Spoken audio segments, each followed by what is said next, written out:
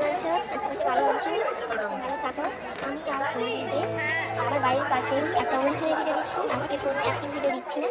তো এই যে হলো কথা কথা সিরিয়ালের কথা এসেছে, দেখতে পাচ্ছ। এই অর্কেস্ট্রারে একে আমন্ত্রণ জানিয়েছিল, তাই এসেছে।